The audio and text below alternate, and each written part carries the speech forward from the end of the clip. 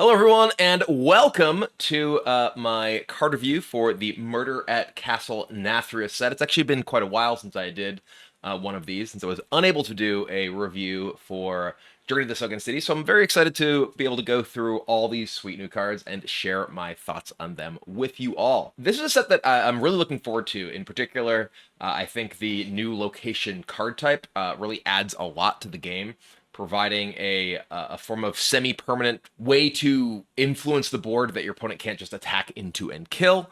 That isn't just, like a weapon or whatever. So very, very exciting stuff that I am, looking forward to trying out. So let's jump right in with Demon Hunter. And our first card is one of the Relics.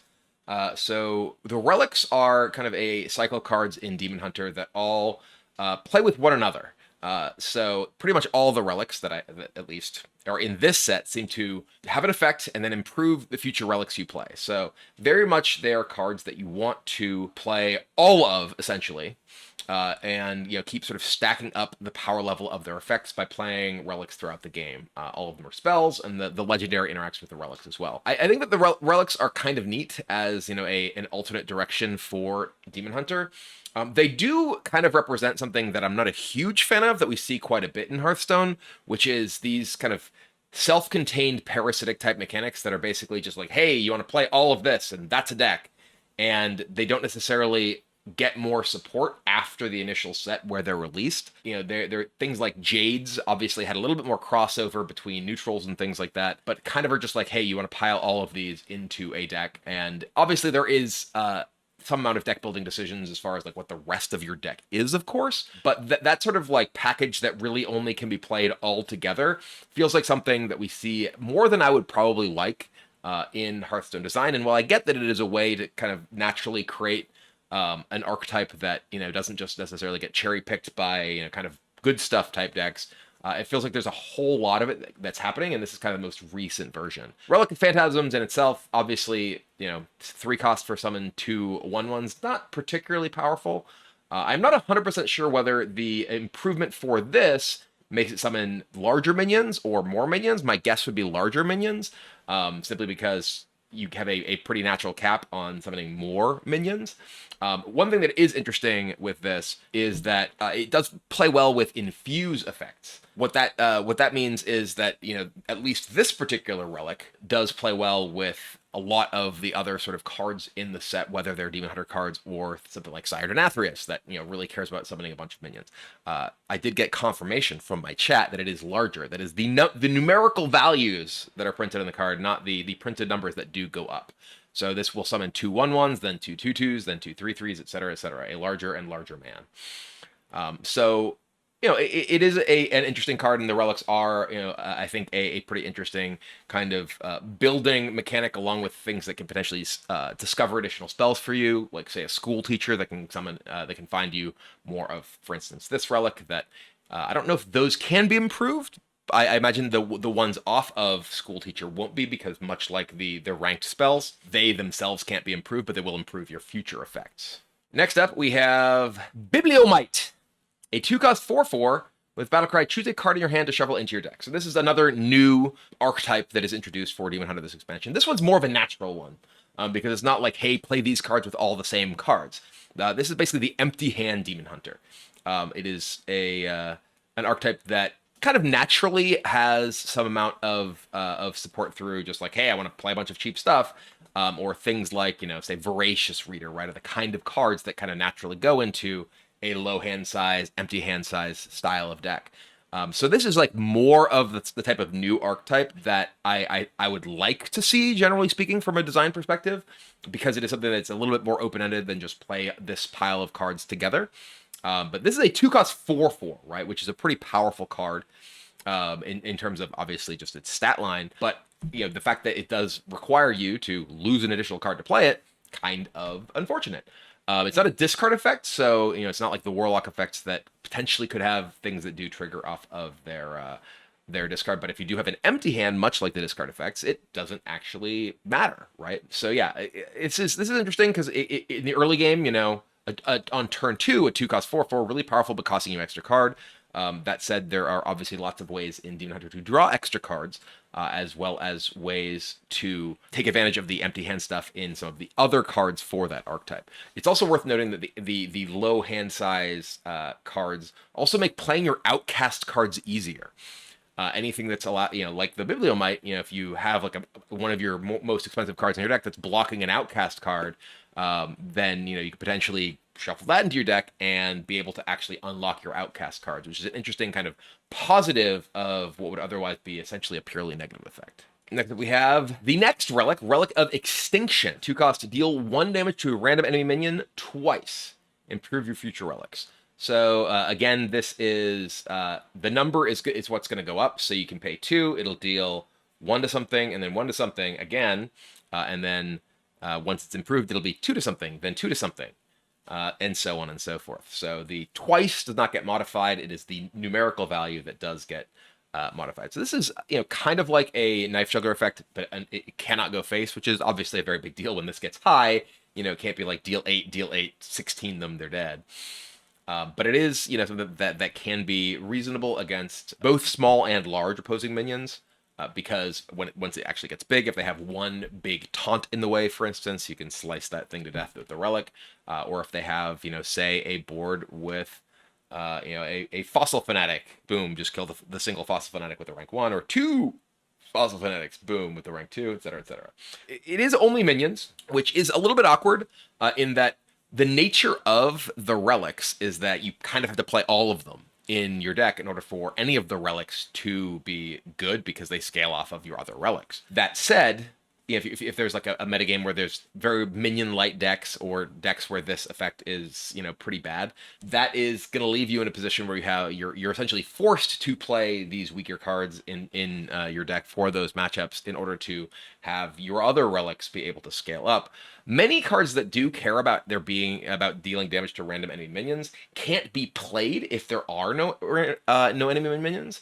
So this one, as to whether you can even play it if your opponent doesn't have a board, is a pretty relevant thing as far as the ability to actually scale up your future relics. If your opponent has like no minions and you're stuck with Relic of Extinctions that were unplayable, that would be really, really unfortunate for your ability to play the ones that are more powerful in the particular matchup. Part of this is it's like, hey, how good is this effect as far as how good relics can be in the metagame generally. So it feels like it's pretty contingent on having a metagame where this card is good in order for the relics to have a reasonable place in the metagame. Next up, we have Dispose of Evidence. 0 cost.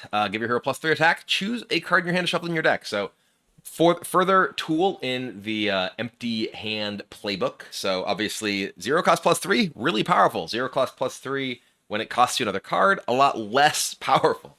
It is, again, a choose effect, not a random discard, so you do have that going for you as far as, again, the ability to shape your hand for outcast or protect your important cards that will enable you to reload.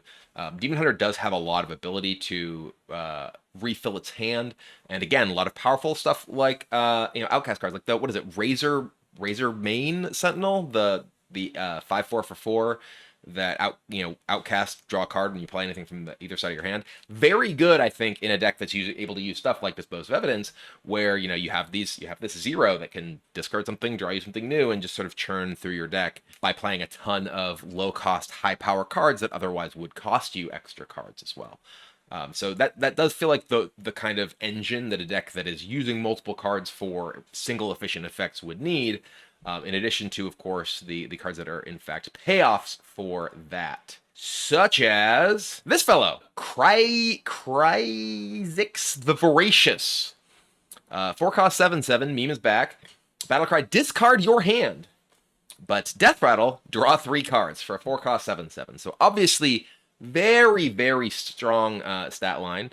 Though we've come a long way from 4 mana 7/7 being quite as dominant as it was in the days of Faceless. But, still a 4 cost 7/7 with, if your deck is naturally looking to play out pretty much its entire hand, you can play this, and okay, well, you discard your entire hand, that is very often going to be 0 cards, and then Death Rattle, draw 3 cards. You're getting, your opponent has to kill your 7/7, or they're going to get killed by your 7/7. And then you have, the payoff of getting those 3 cards. Obviously, this can be silenced, which could be very unfortunate, or any other effect like a drown that, ends up removing this from your board without getting the payoff. So can't really be your only way to reload, much like I was saying, the Razormane Sentinel being another seemingly very good option for a deck full of cheap cards that is looking to play largely empty-handed, especially with 0 cost gain 3 attacks. But this can be, kind of a powerful curve topper, which sounds weird to say about a 4-cost card, but it's a great way to, put on a lot of pressure and have the threat of reloading for that kind of aggressive strategy. Next up, we have Relic of Dimensions. So this is a 5-cost, draw 2 cards, reduce their cost by 1, improve your future relics. So the improvement is the reduced cost. So this is probably the most important, I would imagine, of the relics. Obviously, there's the Summon Guy relic, which is one of the threats you have. But this, as draw 2, reduce their cost by 1, then 2, then 3, then 4, etc., is what feels like it would really enable the relic deck to be a potential threat, because you are, churning through your deck and able to keep playing more and more relics and keep making your other relics more powerful. This does sort of lead me in the direction of, well, yes, there is this sort of core pool of the relics that you have in this deck as to what your sort of baseline strategy is, but I think the nature of playing this makes it so that you probably want to have more like cheap things that are churning through your deck, like Spectral Sights and whatnot, to enable you to like continue chaining through your relics to be able to get them going. There is, of course, the concern that some Demon Hunter decks do have of, hey, I churned through my deck and now my deck is gone, as to what your sort of like actual payoff is outside of making, larger and larger men with the relic is kind of remains to be seen. So it is like an interesting package for a deck to be built around, but as far as like the actual win condition, it's not 100% clear what the plan is. Speaking of relics and things that go with them, the Relic Vault, the weirdest card to be the first thing in the sequence that you reveal. So this is the first location we've had an opportunity to really talk about. For those who may not have seen the location preview that was done by a very handsome gentleman, and also me, it is a card that you pay the initial cost on at the top left, 3 cost, duh. And then the bottom right is essentially the durability, the number of times that it can be used. Unlike weapons, locations can't be used every single turn. So location, you can play it, you can use it immediately, but if you use it, it can't be used the next turn, essentially. So you kind of have to take a turn off before you can use it again. Has more or less a cooldown. And this one, the next relic you cast, you play this turn cast twice, is really powerful because of the nature of how relics work. Obviously being able to have a relic to cast and then cast again, which would, both of them improve your future relics, including itself. Whether it's with the relic that's generating minions or the relic that's drawing and reducing the cost of cards, is very, very powerful. So this is obviously a pretty central tool in the playbook for these relic decks, as far as just giving you, bonus scaling on your relics, as well as, of course, bonus effects from the really powerful ones. Next up, we have Magnifying Glaive. So this is obviously a very powerful card for the empty hand style decks, a 3-cost 2/2 weapon. After your hero attacks, draw until you have 3 cards. Also, playing with the flavor text in this, it's just a really, really tiny text of enhance, which is hilarious to me. But obviously, you're playing a deck that's full of cheap stuff. You are looking to empty your hand, and then boop, draw 3, very likely, from your Magnifying Glaive if you are fully emptying your hand. So that's a very, very powerful thing to have a weapon that is, 3-cost 2/2 weapon, pretty poor. But if it's a 3-cost 2/2 weapon that is attack, draw 3, that's super strong. It says Vengeance in tiny, tiny, tiny text, which is, the classic Demon Hunter phrase that they say basically all the time. But yeah.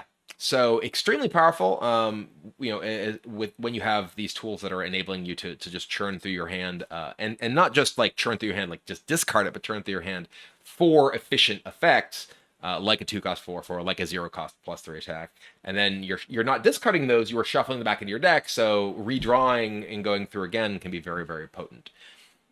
So yeah, I think that there's definitely a lot to be said for the threat of the empty hand Demon Hunter deck. And this is one of the very key cards, I think, because obviously the reload elements are just as important, if not more so, as the efficiency you're actually getting out of the threat cards themselves. Next up, we have kind of a standalone card in the set, Sinful Brand. One costs brand an enemy minion. Whenever it takes damage, deal 2 damage to the enemy hero. So this could be good with the various like 1/1 rushes that you get off of not flawless maneuver, whatever the maneuver. There's a bunch of things that make 1/1s that can attack right away. The rush things. Also could be good with the damage relic, right? If you cast this and your opponent's one big thing, and you cast that, and it's like boom, boom, take 4, boom, boom, take more. If like spammy Arcanist with this and a board full of stuff, you could potentially even just like kill your opponent with that. So it's a weird standalone. Doesn't necessarily fit into any of these individual archetypes. It's obviously potentially quite powerful with any source that deals multiple instances of damage. Again, like, imagine this with like expendable performers against like an individual huge minion, right? That could literally just kill your opponent.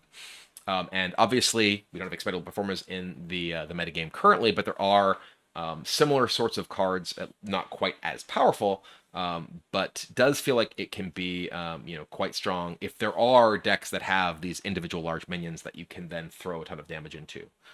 So it feels like a very, very situational card, both in terms of the decks against which it is good and the game states in which it is good, which makes me question whether it's likely to see much play at all. But if there is a metagame in which there are, individual big taunts that are commonly played, this could be a way for kind of a token style Demon Hunter deck to be able to kill them quite efficiently. And last, but certainly not least, we have Artificer Zymox.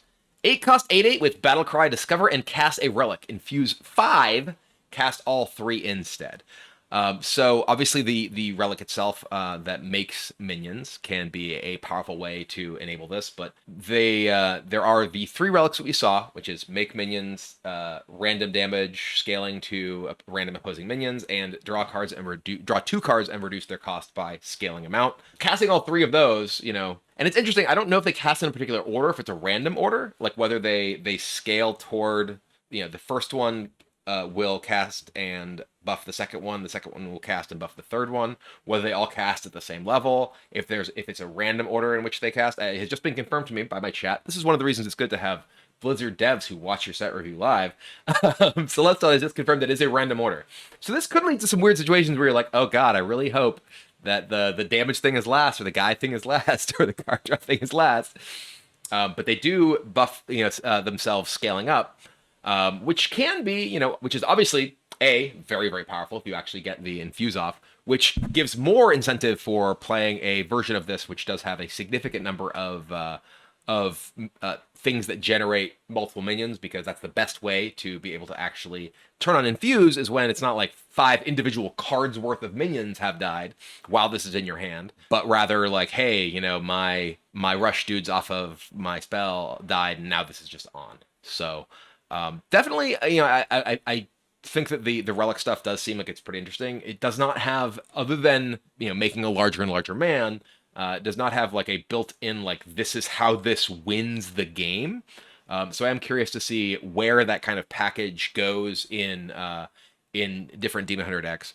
I do think that the empty hand Demon Hunter deck feels more likely to be like A, easy to build, and B, like obviously powerful in terms of the kind of stuff it has rather than the relic deck. But the relic deck seems like it may have more sort of potential ceiling as far as like, hey, you drew a bunch of cards and reduced them by like 6, right? Like that can chain off some ridiculous effects that can in the right package potentially be extremely powerful. So I'm very curious to see where it lands. But overall, I think it's interesting that the Demon Hunter essentially has 2 new archetypes. The empty hand one basically being aggro. It is not like purely new, but it does lean you in a very specific direction compared to other versions that kind of want to curve up to big stuff. It's like, well, how big do you actually want to go? Like, does this deck even want to play like the Kurtrus hero. You probably do because it's just so powerful.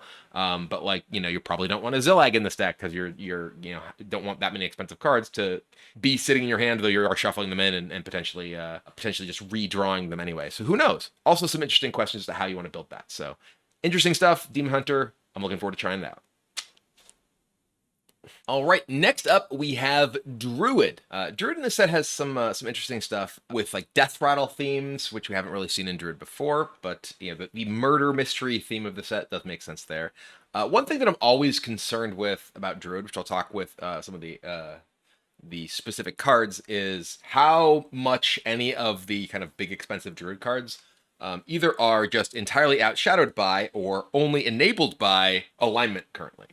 I feel like even after the nerf for Celestial Alignment, that the sort of any kind of ramp style Druid deck is pretty much better off right now, at least, essentially playing like Celestial Alignment because it allows you to massively cheat your mana over and over again. But hopefully there'll be some cool stuff that is not Alignment Druid in this metagame. But we will start with Planted Evidence. 1-cost nature spell. Discover a spell that costs 2 less this turn. So this is kind of like a Nature Studies, except unlike Nature Studies, you can't carry over the discount. So previously you could like Nature Studies on like turn 1 for Wild Growth, and then you would be able to just cast a turn 2 Wild Growth. This is, obviously I think a pretty powerful card, but it's much more difficult to use than Nature Studies was, because Nature Studies was kind of a fire and forget. This is like, hey, what am I looking for? What turn do I actually want to play this? It does, you can use it with like Innervates or Coin, unlike Nature Studies, because Nature Studies was the next spell you play costs 1 less, whereas it costs 2 less this turn. So you could like Planted Evidence and then Coin Innervate into Nourish or whatever, right? Whereas you simply could not do that with Nature Studies in the same way.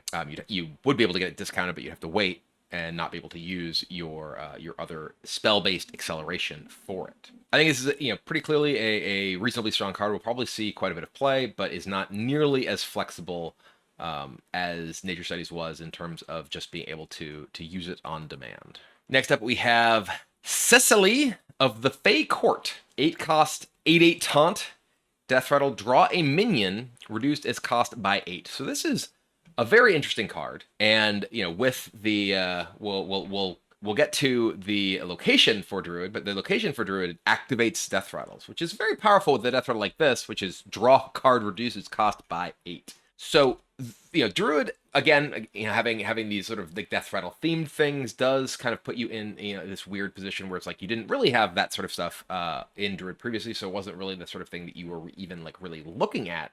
But there are a lot of both Druid and neutral Death Rattles in this set, as well as obviously just like other big stuff for Druid to play with that go with this. But this is obviously a very, very strong Death Rattle to cheat out or just get triggered normally that can allow you to ramp up to other big things.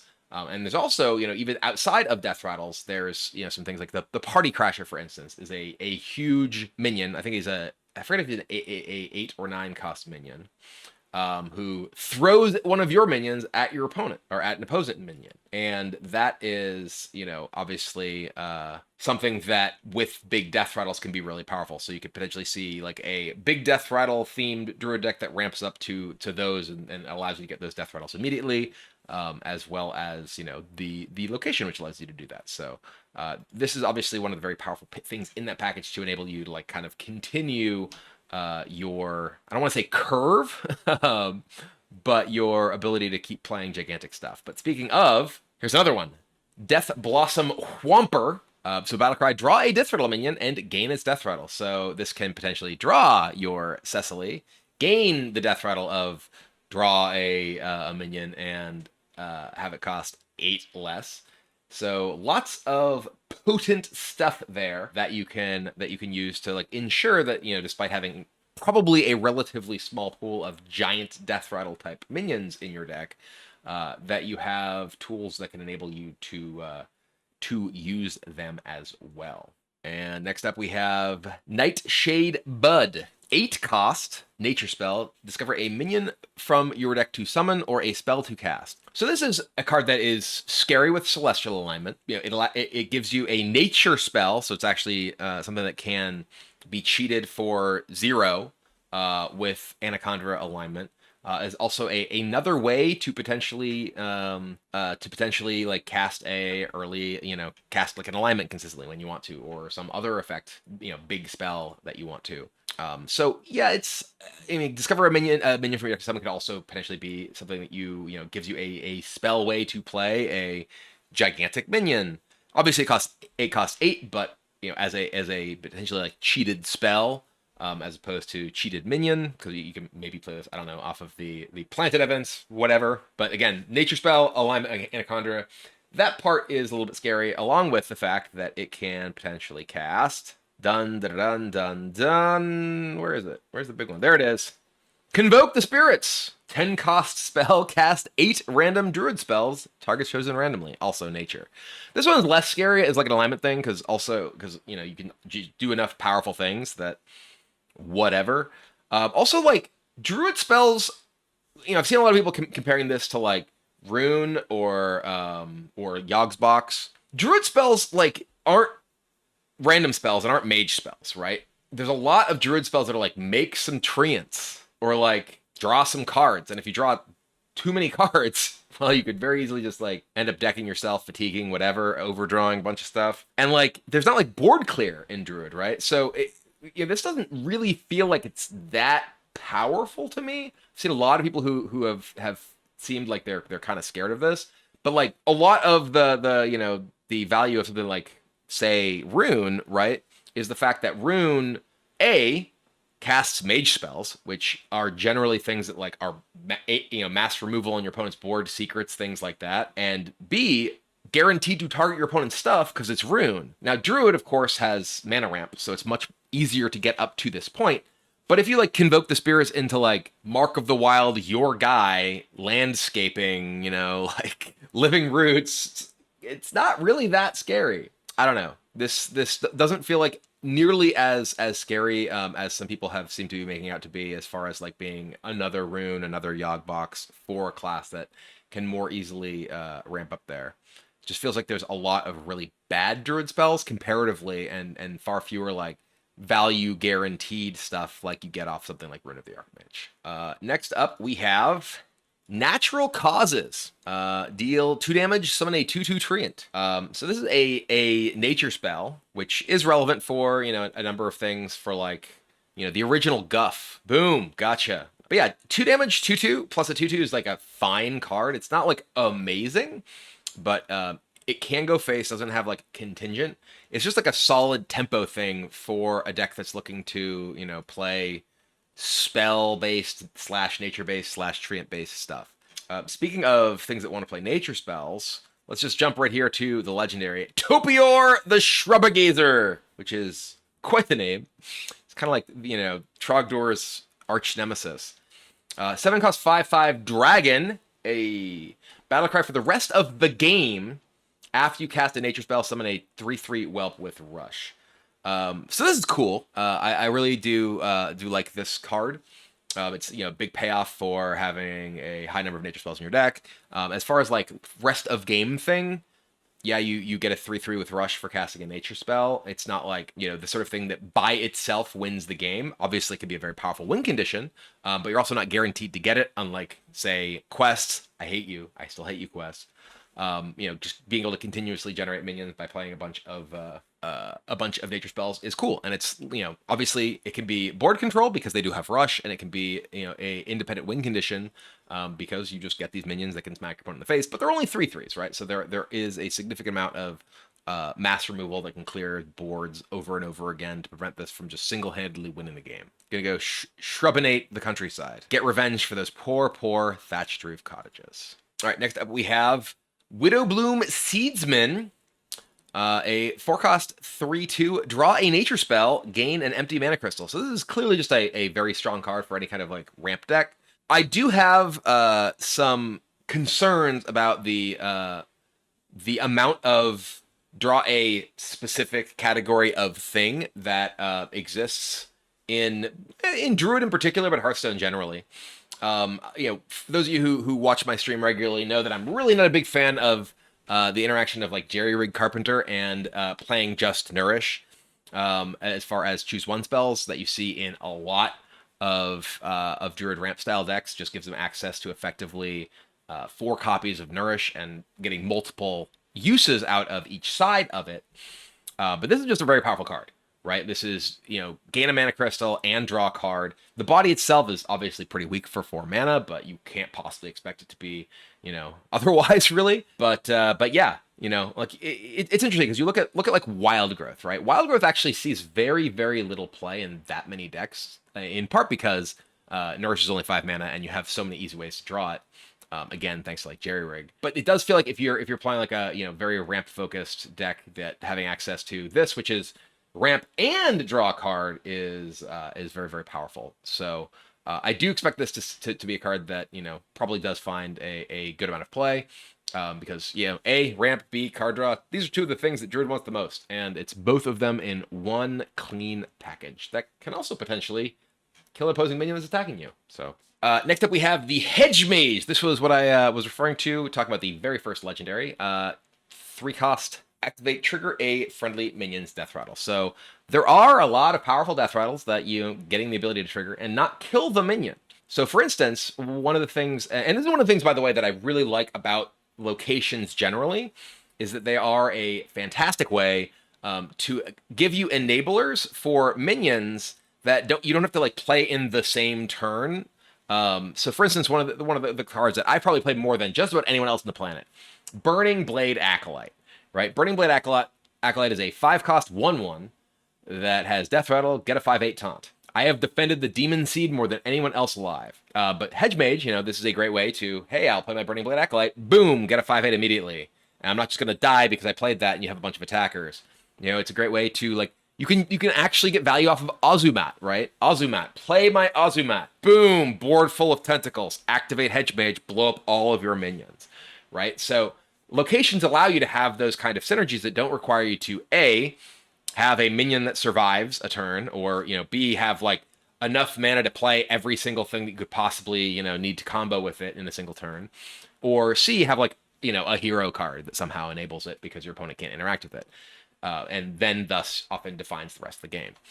So Hedge Mage, I think, and the locations generally, is just super cool, and I really, really like that design direction of giving ways to enable multi-card like combos that aren't like necessarily, hey, this is like a combo that like wins the game on the spot or takes tons of mana, whatever, that allows you to set it up over the course of multiple turns. So super cool generally with locations, and this one in particular, lots of possible things that aren't just like in your face, oh, this wins the game. It's like, oh, what can I do with this? What are all the death rattles that exist in the game that I can possibly interact with? And obviously we saw, the, Cecily, very, very powerful one. There's the Stoneborn General, one of the new neutrals, 10-cost 8/8 Rush, Death Rattle, summon an 8/8 with Rush. Boom, another way, hey, I'll play this, I'll make one, I'll get you. A lot of very, very cool, very powerful things that you could potentially do with it that aren't really game-breaking, at least it seems. And I'm very excited to have that design space exist in Hearthstone. And I believe we have one final card to take a look at, which is Plot of Sin. 3-cost. This is basically landscaping. 3-cost, summon 2/2 Treants with Infuse 5, summon 2 5/5 Ancients instead. This is definitely just strictly better than landscaping. But landscaping was never very good. So, everyone out there screaming, oh my god, power creep, calm down. It's okay to have cards that are better than cards that are not that good. We also don't really have very much in the way of like actual Treant synergy right now. But this is the sort of card that in a token style deck, which is like, hey, this is something that if I don't really have much going on early, maybe I just play it for my 2/2s. But if, I have this in my hand and a bunch of my small early minions have died, boom, 3 costs for 2 5/5s with the infuse effect. Very, very powerful. So definitely very cool. And, this is the sort of card that I think, maybe we'll see like a nature-ish deck that isn't just like, an Anaconda combo deck. Like, I wonder if there's actually going to be like a token nature deck that maybe even just uses Anaconda as a way to like do these like, cheap stuff. No, we're not going to. It's only going to be alignment, but But maybe this sees playing Token Druid. We'll see.